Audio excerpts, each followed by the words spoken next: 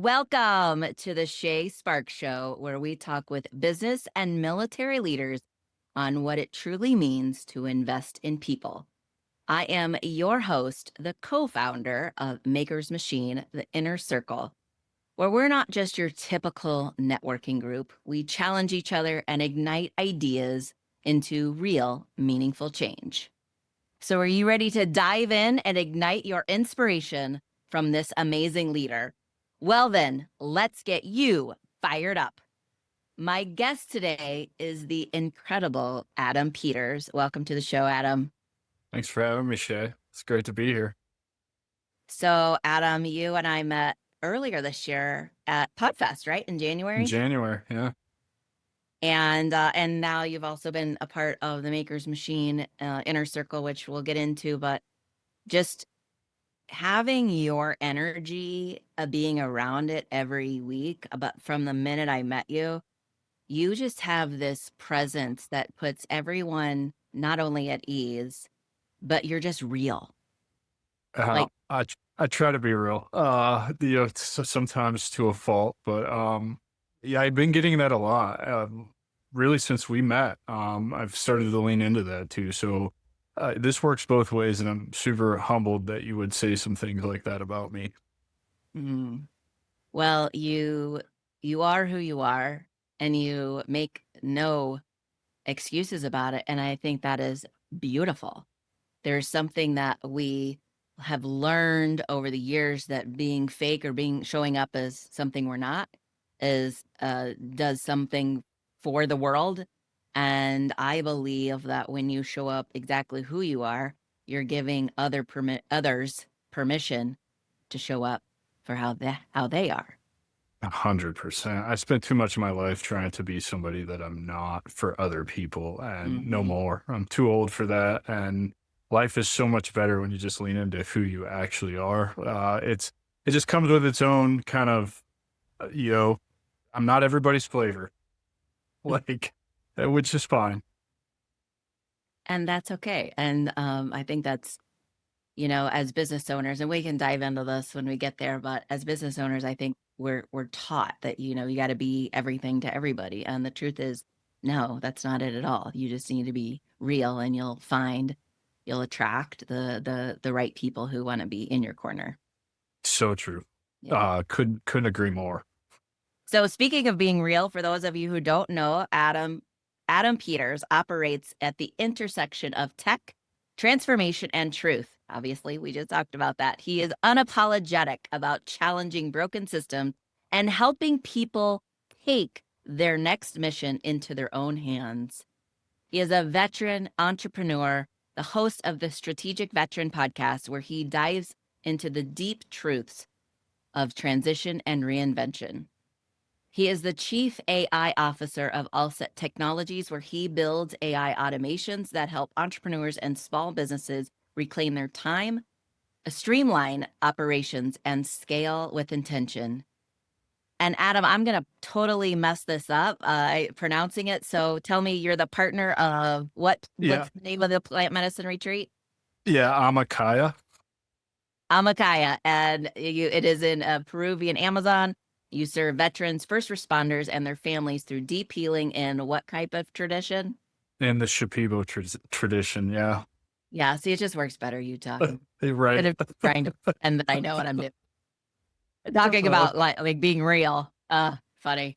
So first of all, I just want to say thank you for being here. I know you're so busy right now, and this is really an honor for me because one, we get to chat off of our typical weekly call, but we always have such a great time when we chat. So I always like to start off with the first question of what does investing in people mean to you? Oh man, that's such a good question. I don't even know how to answer this. I think investing in people for me is really investing in myself. Being able to help people, it just fills my cup in a way that I know that I've never experienced in my entire life. And so for me, I think the only motivation is to make myself feel good. And, that really kind of just kind of comes along with investing in others, taking the knowledge that I've acquired and just voluntarily giving it to people sometimes when they don't ask. But seeing how that changes kind of the direction that they're moving in their journeys is really kind of why I do it. I don't really know how to put to words what it means to me though. Mm. You hit the nail on the head, though. You said, you invest in yourself first, and I think that's where it all starts. Is one of the many reasons I started this podcast is because I've seen entrepreneurs who had so much success, but they don't know most people don't know the backstory, right? Mhm. And this backstory is they hit some sort of obstacle, something blew up, something happened, and they had to invest in themselves first so that that investment can overflow onto their family, their business, and their community. And that's literally what you just described. So, would you be willing to share what that defining moment was for you to really learn that to invest in yourself first? I mean, if I really had to put my finger on it, it would be when I came back from Peru the first time, because it's when all of this started for me, and I was just overwhelmed with this, um, I don't know, feeling or desire or want or need to just be a better human. And that's really what drives me, whether people can tell it or not. I genuinely just want to help as many people as I can improve their position in life. And so that's really for the last going on 2 years, what the principle I've been operating on is just like, how can I help this person just take another step in the direction that they're moving? Mm, I love that. When we first met, we met at Military Creator Con, which was part of Podfest, and when we introduced ourselves into the group, you said such an amazing phrase that I think most people don't even hear. So, would you mind sharing that with us? Yeah, I won't forget this. I stood up in that room of what probably close to 100 people, and I said, "My name is Adam Peters, and I'm here to unfuck the transition." And it was really cool because I got a standing ovation for that. Mind you, really nobody in that room knew who I was, so it was really.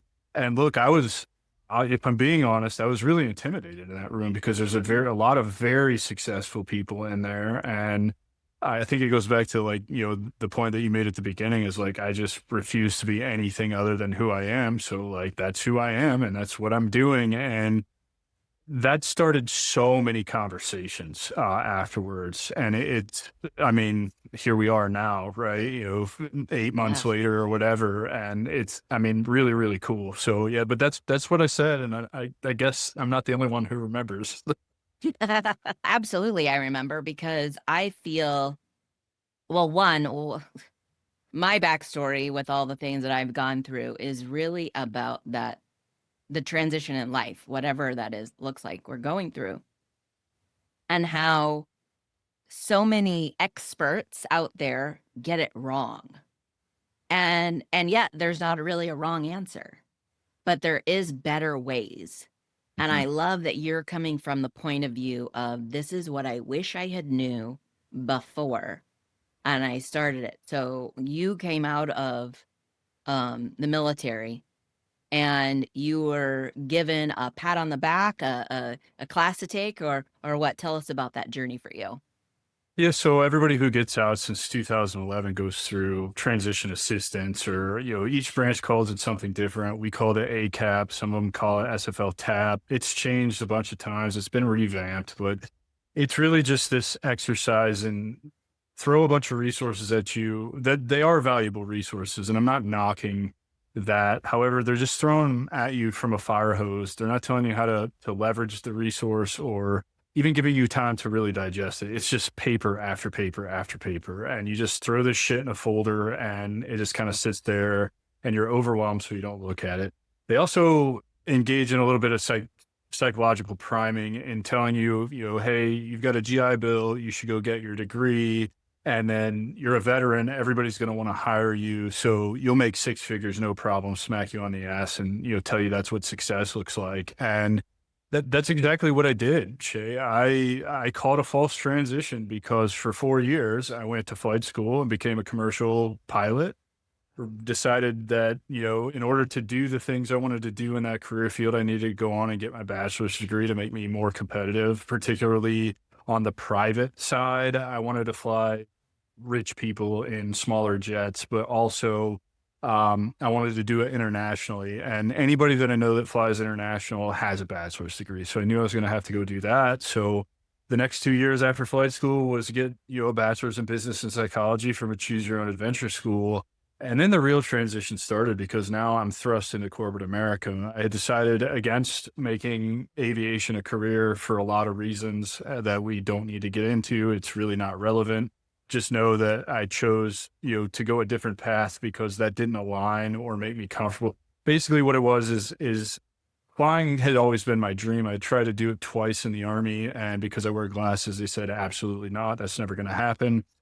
Mm. And doing it for a career would just take the fun out of it for me. So I resigned myself to the fact that I'll just make my own way in this world, make enough money to buy my own airplane and fly for myself, not for anybody else.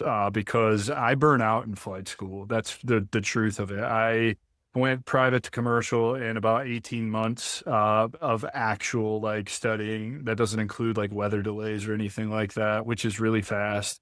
And it's a lot of the same stuff over and over again. And that's what your career looks like for your entire career. Check rides every 6 months, somebody always looking over your shoulder, always having to be in the books and study.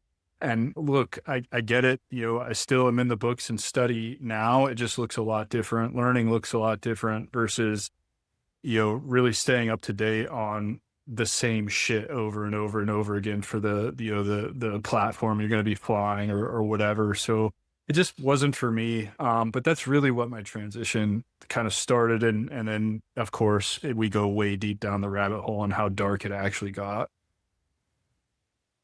If you want, we can. Yeah, we sure can. So when I finished my bachelor's, I was on the voc rehab program.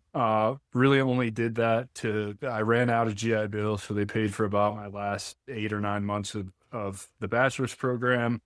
They offer you some money for a few months after you graduate. And I graduated at the height of COVID in June of 2020. So I didn't even have a college graduation, if you will, but needed that extra cash to try and find employment. Ended up in the insurance industry, knocking doors, selling final expense to the poorest one-third of Americans, and was Mm. miserable. It made me feel like a terrible human.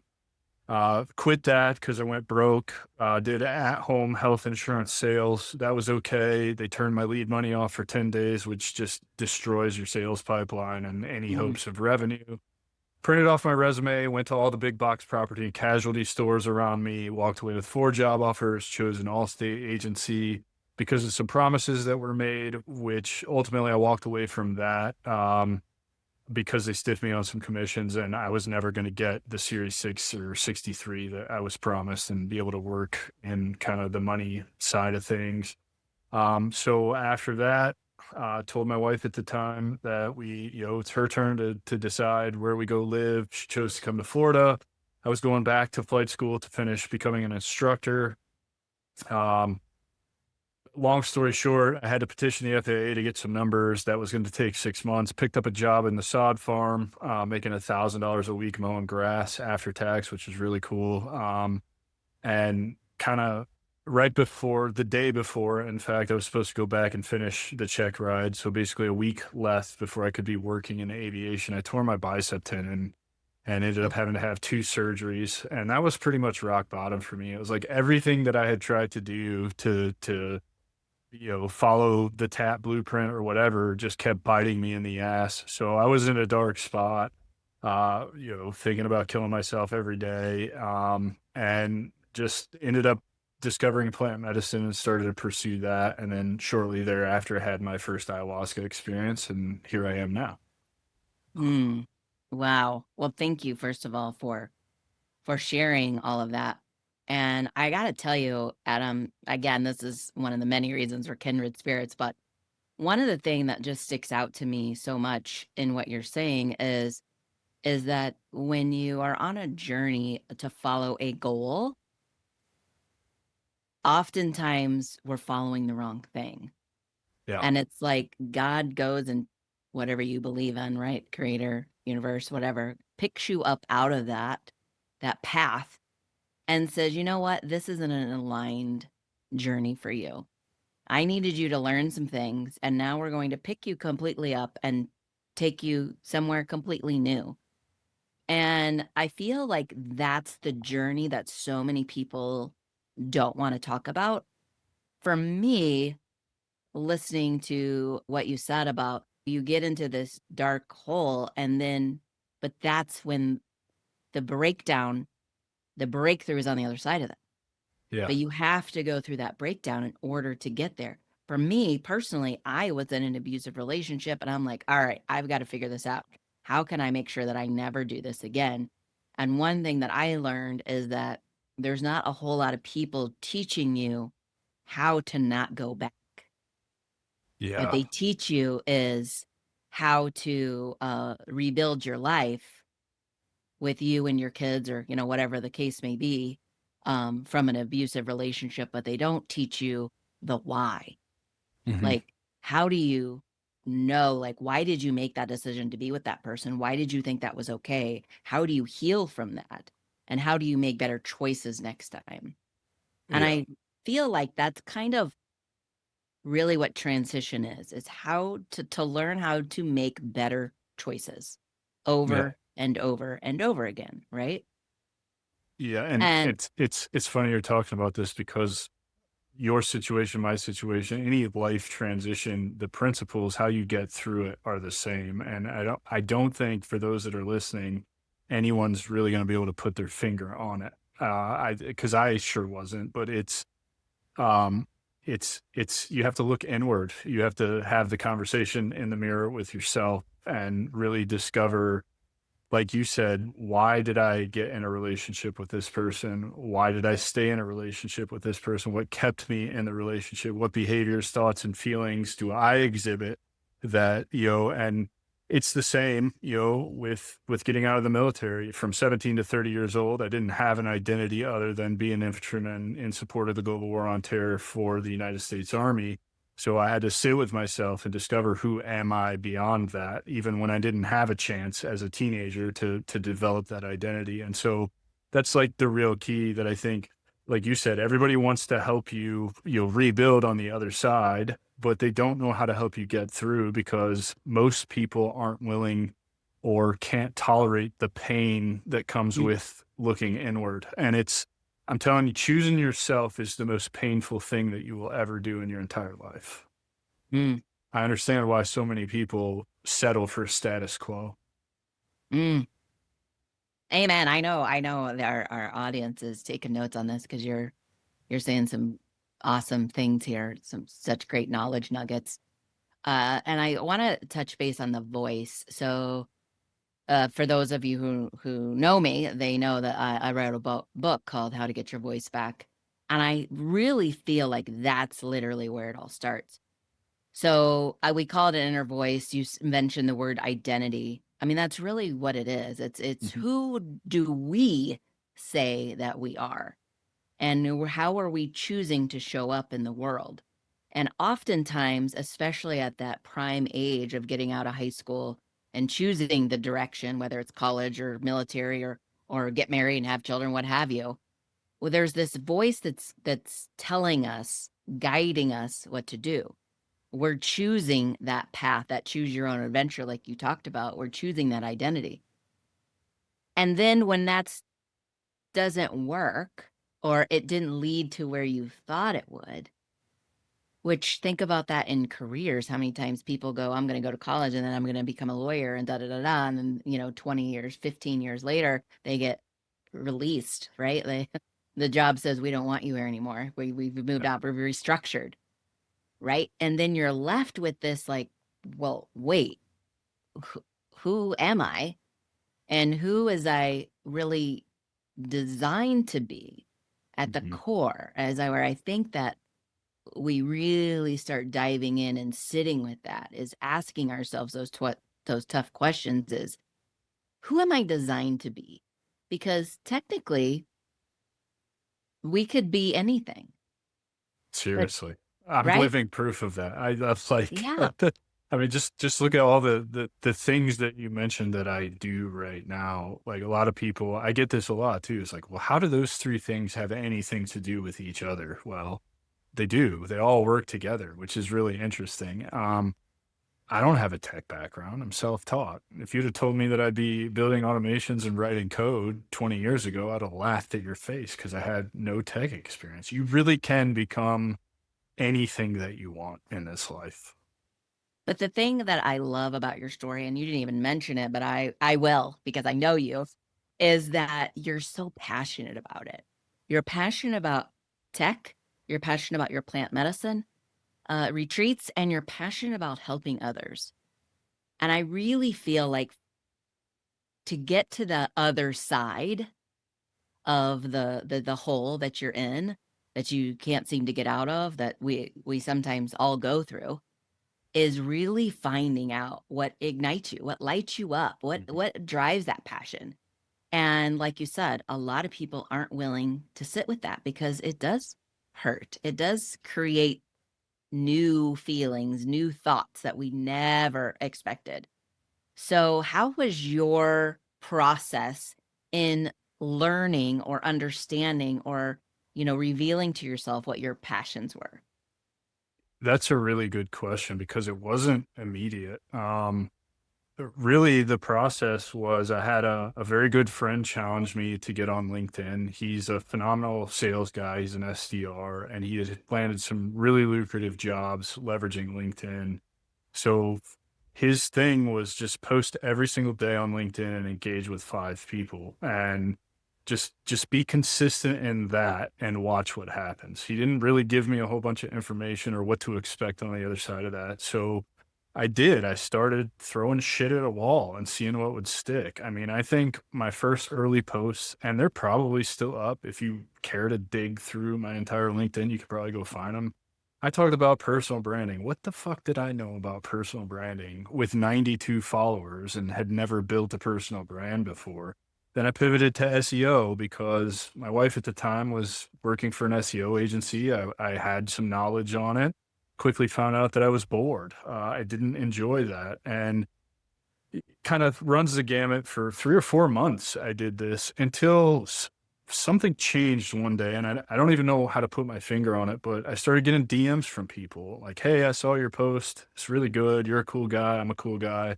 We should have a conversation." The 30-minute conversation turns into, "Hey, I've got this community. I'd like for you to be a part of it. So go to those community, kind of like the machine, right? Go to those masterminds or those community meetings and you're around people who are interested in doing what you're trying to do. It just looks different.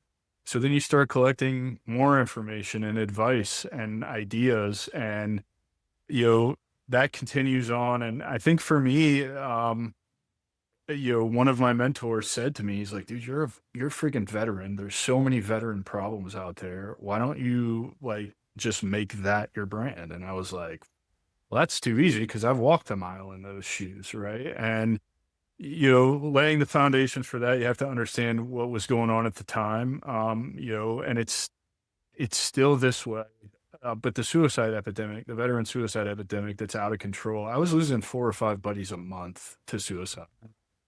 So part of kind of what inspired this was I'd be in those Facebook groups, those military Facebook groups, and everybody would talk shit about like, we've got to do something to stop this, but that's pretty much the extent of the conversation. Nobody would like actually get off their ass and do anything. And so I was like, let me just see if this works. And so I started posting about, veteran issues or whatever, and started to get a little bit of traction. And then had another meeting with another guy who was like, hey, you're not the guy that's going to get his message across via keyboard sitting behind a screen. Have you thought about a podcast? So came home from that and got started working on the podcast. And here we are 2 years and 150 episodes later. And I've got a show and it's saving lives and people like, look, it could be much bigger than it is if I would actually do the things that I need to do to grow it. But a lot of people say it's a phenomenal product and I should never stop doing it. So that's kind of how I ended up landing in, the veteran space. I originally started with the path back to purpose was through entrepreneurship. However, if if you want to be a professional and you study your craft, you start looking at the transcripts, you start thinking about the stories people are telling. And it really kind of pointed out that the issues we face are in how they prepare us to enter civilian world. So the transition itself. So it kind of becomes the pain point that you push on the whole time. And then, people start to notice what you're doing. And so the two facilitators from my first ayahuasca retreat reached out to me right after Podfest, in fact, about the same time we met, and said, "Hey, we've been watching what you're doing. I'm sorry it's been 18 months since I've talked to you. That's on me, but we've gone out on our own to start our own retreat, and we think that you're an antidote for how transformational plant medicine can be. Would you be interested in partnering with us and leading veterans to our retreat?" And I was no brainer. Yeah, absolutely. From there, the need to, it's you either have time or money to invest into what you're growing. And I was very short on time because I'm, I'm just a weirdo and I take on more than most. And I've been, Adam will tell you the same thing. He's always so impressed with like my work ethic and how much I'm able to get done. So, I overextended myself, didn't have time to do some things that the podcast needs. And so I fell into AI and automation. And I was like, let me see if I can learn this and kind of free up some of my time and reclaim some of my time to focus elsewhere. And then I quickly started to see the business opportunity and the revenue. I mean, look, they're estimating that AI is a $4 trillion industry. So, but through that, then Tyler, an early guest on my podcast, watches me for 9 months and sees what I'm putting out there and sees what I talk about. And he's like, "Hey man, my AI company's struggling. I'm about to restructure everything. You want to fucking partner with me and do this?" And so like, long story short, you kind of start with one thing that you are interested in, or in my case, just take some advice from somebody and throw shit at a wall, and it'll quickly inform you like what you're passionate about, but moreover, like what you're good at. And through that whole process, I learned a lot of things about myself. Like I was always the guy that didn't want anything to do with people. You wouldn't find me at a networking event. And I've always had the ability to make friends fast, but I didn't realize that that's part of a larger skill that I have in being, a master networker or super connector, as they like to call it. I didn't give myself those titles. In fact, I think you've actually said that about me before. Like other people have come to me and told me to lean into that skill that I have. And it's an incredible skill because it allows me to open doors that I would have never thought that I could open, which then just gives me more knowledge and informs more of the decisions that I can make and the direction that I go. Mm, I love this. I love the explanation that you gave, because I call the throwing the spaghetti at the wall with curious exploration. And everything that you described is what that is. It's really trying new things that you say, hey, why not? Because here's what I learned along my way is that others see us completely different than we see ourselves. Mhm. And strangers, or even trusted friends, aren't going to lie and say, I see this in you. And you're like, they're full of shit. People don't do that. I thought they did. I literally had to go, wait, what if they're telling me the truth? So I've been called a super connector as well. I'm like, well, what if that's true? What if I am a Yeah. super connector? What if I could start a podcast? What if I could write a book, be a motivational speaker, be a coach? Like, what if they're right? What is that? What does that look like? And for me, it was like, well, let's just find out and see what happens. And if I don't like it, I mean, I'm still doing what I'm doing. So I still cut hair. So why not see what Yeah. happens? And I think there's something magical that happens when you let go of an expectation and an attachment to an outcome, and just walk through it with curiosity and be like, well, let's see what happens. Let's go in here. Let's learn this. Let's have this conversation. Let's meet this person, and who knows where it can lead. And again, that's one of the many reasons we've connected because we're both coming from that point of view. And I want to dive into AI for a second, but first, I got to take a shout out. We got to take a break. And the break we're going to talk about, funny, he mentions AI. We're going to talk about HI, human interaction. And we have what's called the Maker's Machine Inner Circle. It is a community for purpose-driven entrepreneurs and creators who want to get together and really have forget the coffee, forget the trading of the business cards and the sales pitch. Let's have meaningful, deep conversations that's really going to help hold each other to the fire. Like you might need something mastermind, a challenge that you have no idea how to get through, but someone in the group does. Oh That's yeah. Yeah, they sure do. and that's what we do every week. We meet inside the inner circle. So if you want to join us, let me know. Send me a message, say machine, and I will send an invitation to the next inner circle. So, Adam, you got into AI as one of those things that you threw the spaghetti at the wall, and and yet you say that you're not really that you don't like that human interaction, but yet you thrive inside the maker's machine. So how and I am love AI and I love human interaction. So coming from more of a different perspective than me, how do you balance between the AI world and the actual in-person, real human interaction world? Ooh, that's a good question. I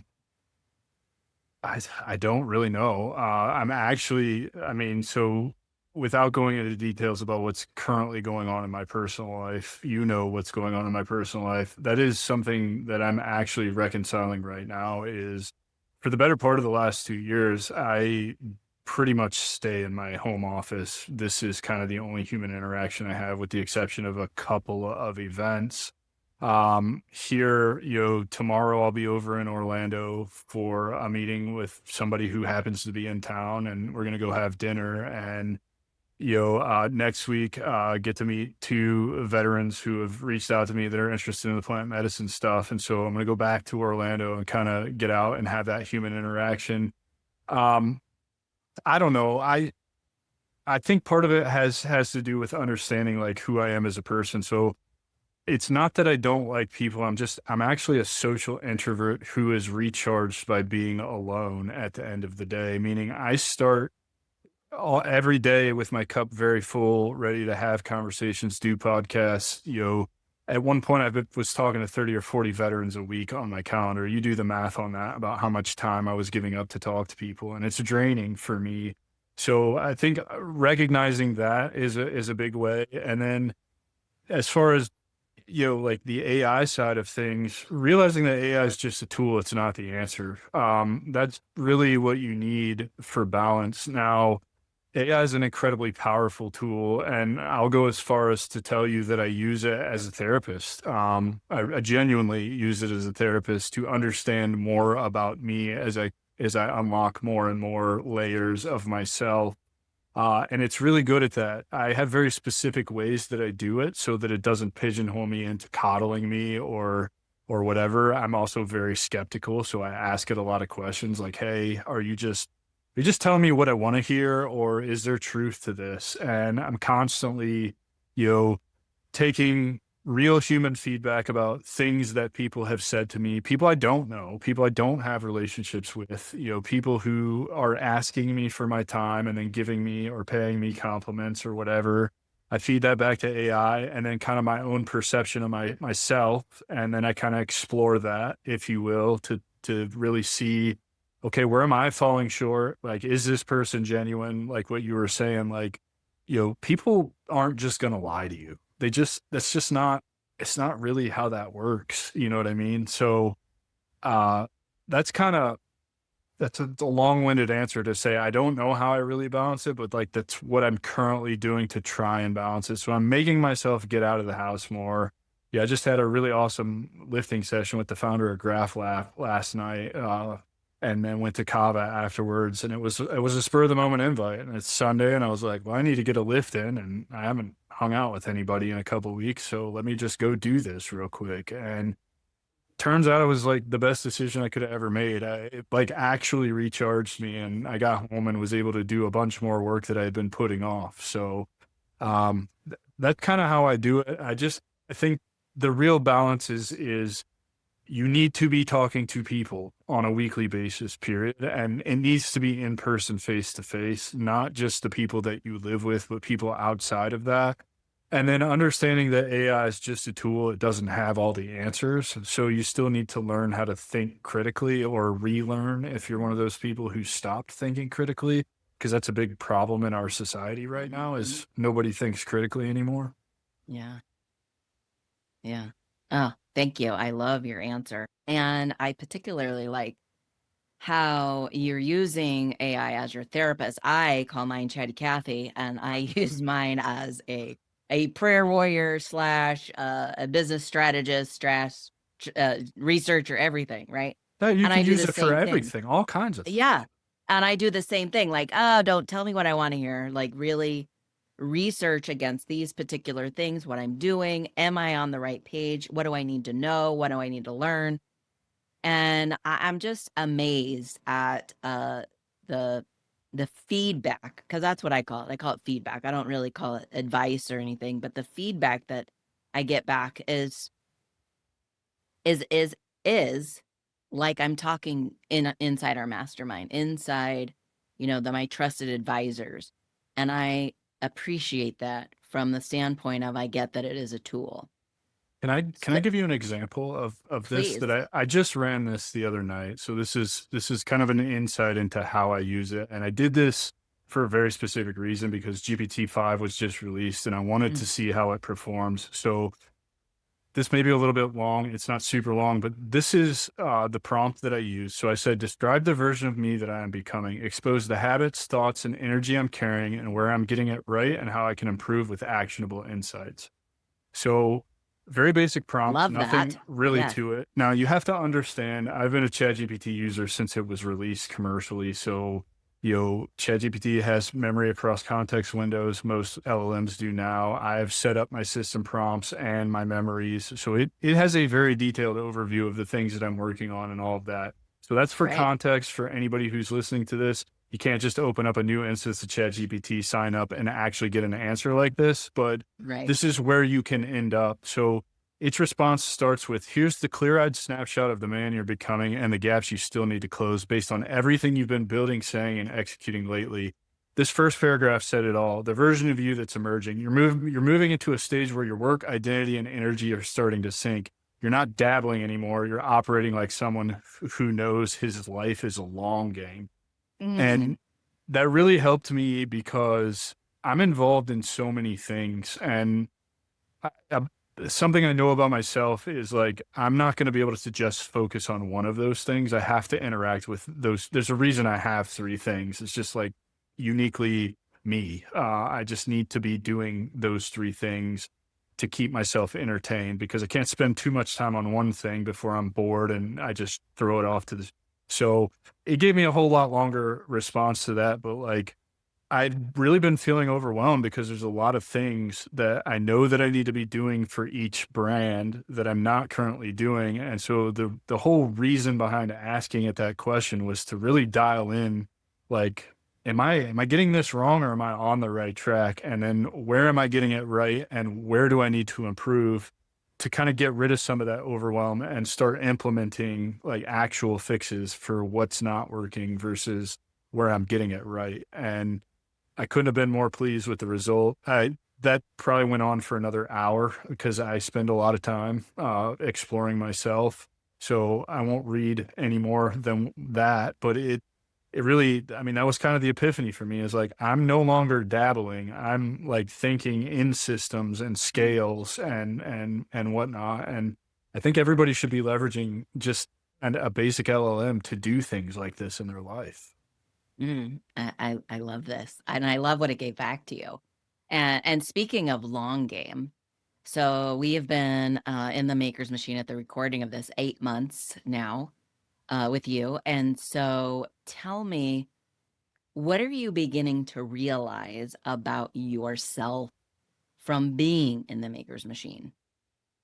That I need I need a group like the machine to hold me accountable. I'm really good at holding myself accountable for most things, but without fail, every week you end each call with what are you committed to making? Mm, And that that's like for whatever reason that holds a lot of power over me because the machine is the one thing, as you well know, I think I've only missed like 3 in the 8 months that we've been doing this, and unfortunately, I'll miss next week too, but whatever. It's like the one thing that I make sure that I get to every week. It's so beneficial. I mean, you, Adam Bird being in there, who is a phenomenal, I mean, he is an amazing mentor to me, and he'll never give himself credit for it. You've heard him kind of, duck that compliment a bunch of times, but it's the truth. Adam Bird is a huge mentor to me. He's the reason I went to Podfest and that you and I met. He's, you know, something special to me. And then of course everybody else in that group, Dominic and even Dan, even Dan Warheide. I just think that like you give me the opportunity to come in and present my ideas and philosophies and systems and educate other people. So I need to hold myself accountable by committing to and delivering on the thing that I said I would from the week before. And I think it's a constant reminder that, if we want to get to where we're going, we need accountability partners. And so I think that's like the best thing for me because look, I'm here for those that are listening that are interested in joining the machine, which I highly recommend. It's not always sunshine and rainbows. About 4 weeks ago, I got my ass handed to me in the machine, and rightfully so. Like, and it wasn't a good time. It didn't feel good, but it definitely helped. And I came back the next week, and I had a whole reconciliation plan kind of in place, and have been working towards that since then. So uh, there's so many things that it does for me. I get to be around like-minded people with no agenda. Nobody wants anything from me in the machine, mm, which is, look, I get it. It's my fault. I've built a personal brand that has turned me into quote unquote fucking cringe words influencer slash thought leader when really all I was trying to be was the guy I didn't have. And so that they don't have to make the mistakes I made. But that's the result is now I'm a face, I'm a voice, I'm an influencer, I'm a thought leader. Well, that comes with strings attached. People always want your time. They always want your advice. They always want your knowledge, and they're not willing to give you anything for it. And so, it's the hour a week that I get to go to a place. And if I don't want to say anything, I don't have to say anything. I can just take it all in and learn for myself.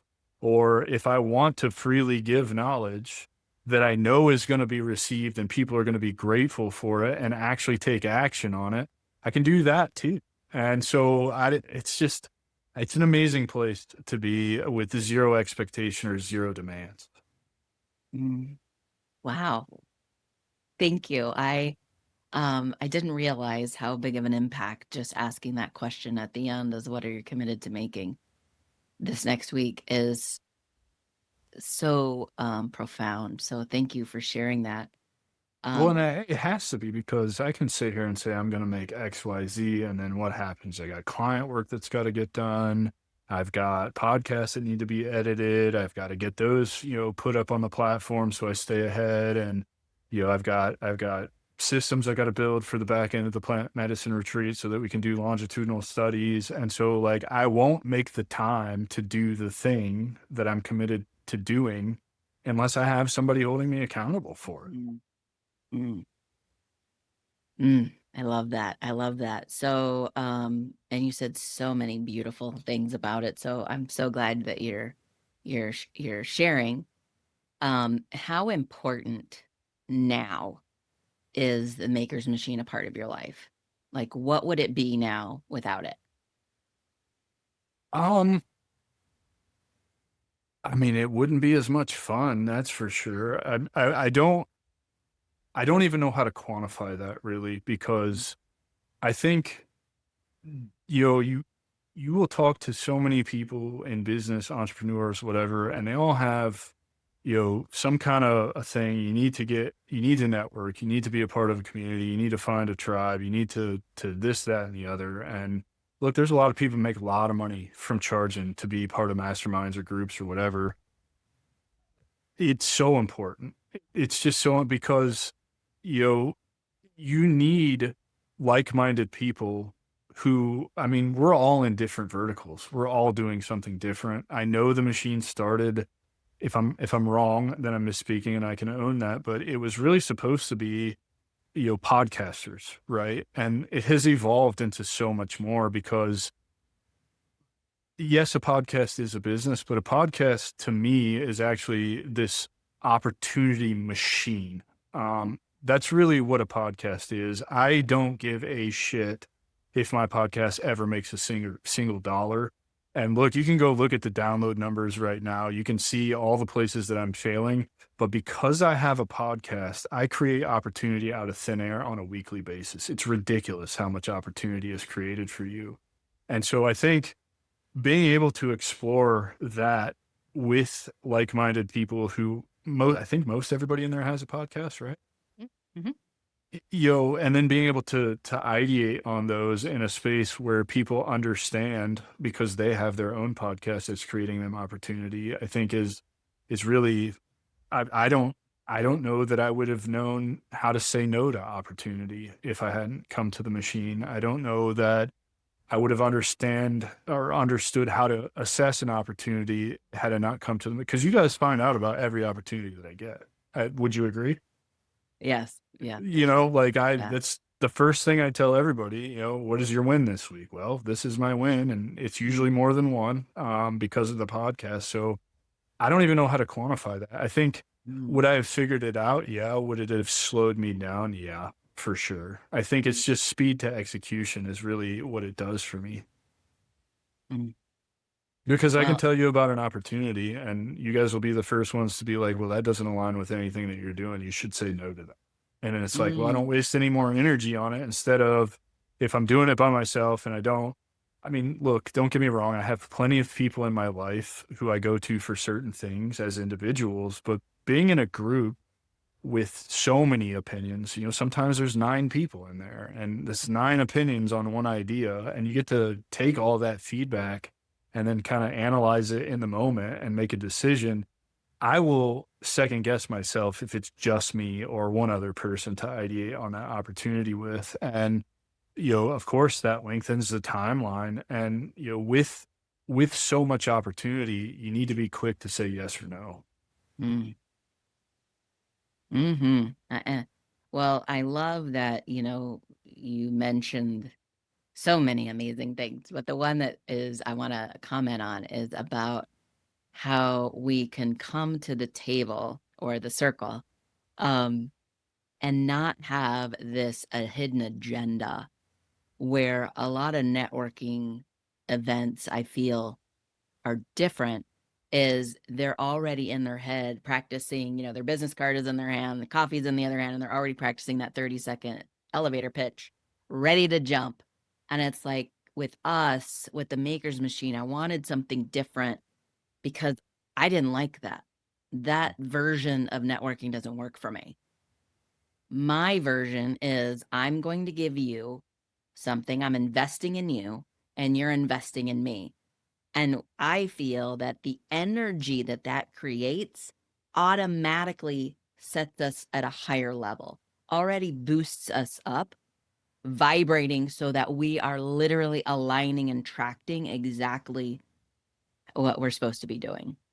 Oh, I couldn't agree more because I get to come to a Thursday meeting and I can be at the highest high or I can be in the funkiest mood and it doesn't matter. It's still like I don't have to put on a face. Whereas those traditional networking events, like you're saying, practicing your 30-second elevator pitch, getting your business cards ready, making sure you got enough. You, if you're having an off day or your energy is just not there and you really don't want to be in that event, what are you really accomplishing?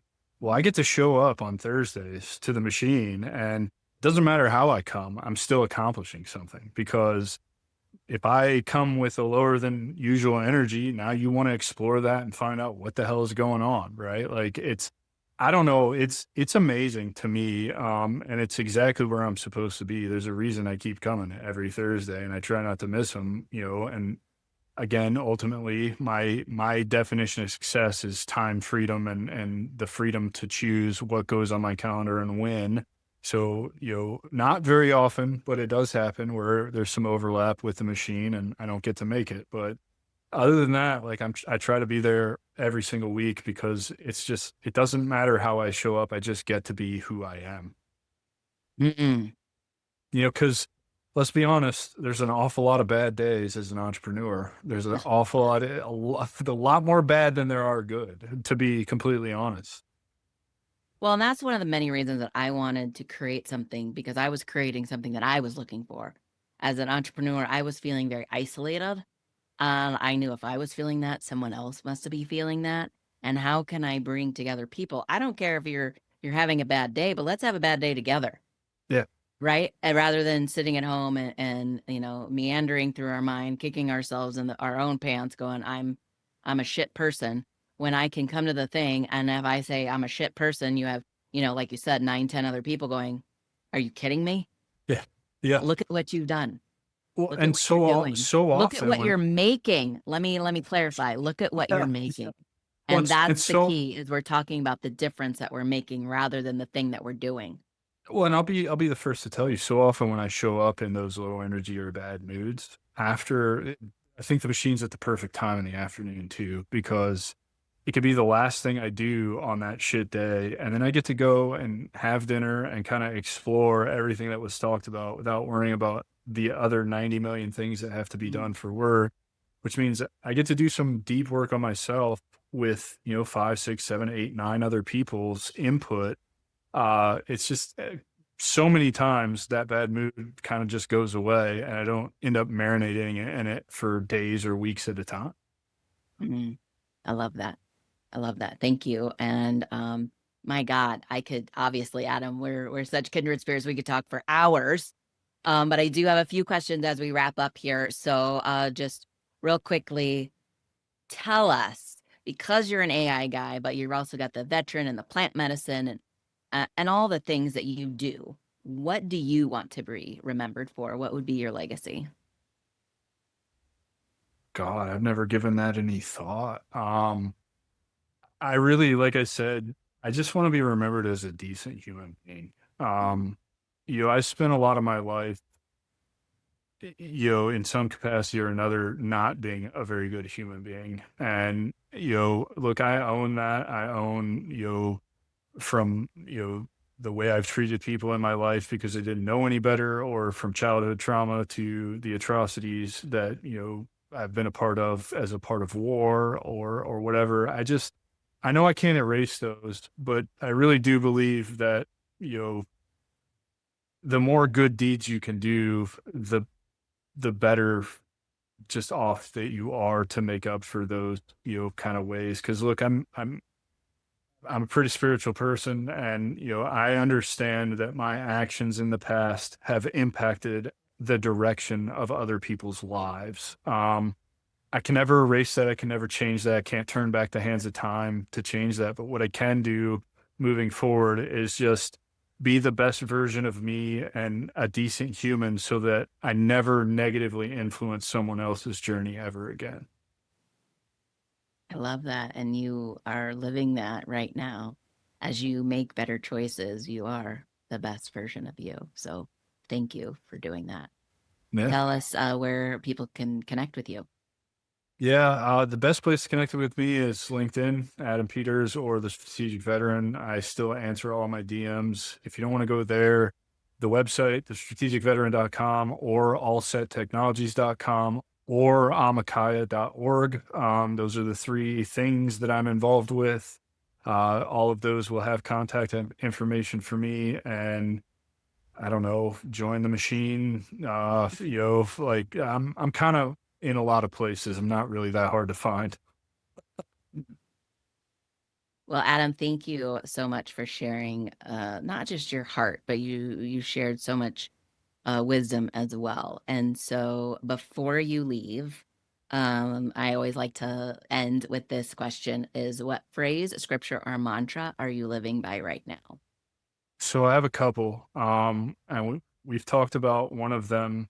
We just didn't mention it. One of my favorite quotes of all time is from Jordan Peterson, and he says the only way out is through. So Mm, we actually talked at length about that, and you know, you have to go through it in order to get to the other side of it. So that's one of my favorites.